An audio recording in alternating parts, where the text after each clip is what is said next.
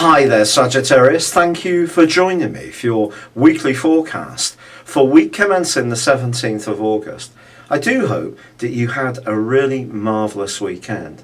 And as you make your way into this new week, with the Sun combining with Venus, if there has been something you've done that's been very different, where you've explored new horizons, that will be still reverberating as you enter this new week. And there can be more opportunities to do things that are rather varied, but it perhaps won't be just quite in the same way as you've been used to more recently, because a change of emphasis is building up in your situation.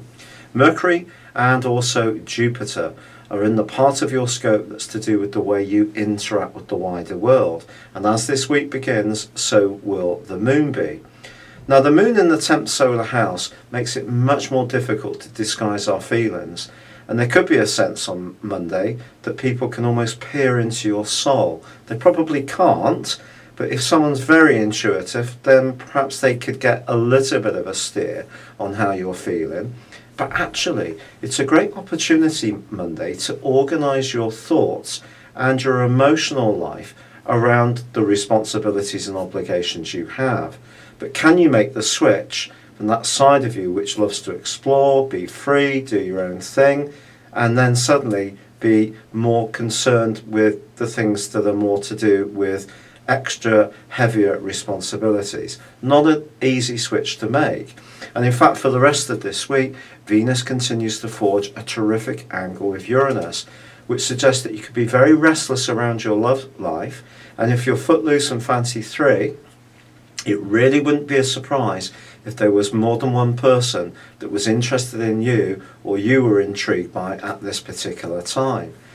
In an ongoing relationship, it's possible that you're wanting to recreate the magic that you first had when you first met. And that's possible if both of you are prepared to engage in the process, to try to find ways to recreate that spark. And if you can, well, it can come back to life magnificently this week. If you can't, I do feel the quarter moon of Saturday does point towards some things that have been kept on the back burner, perhaps in your emotions or someone close to you suddenly bubbling into the open.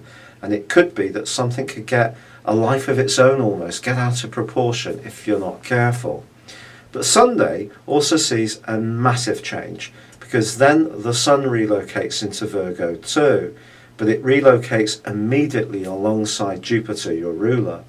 Now, if you're serious about making progress around goals and ambitions, this is a terrific influence. It can give you just a real sense that anything is possible, and you could set some really big expectations for yourself.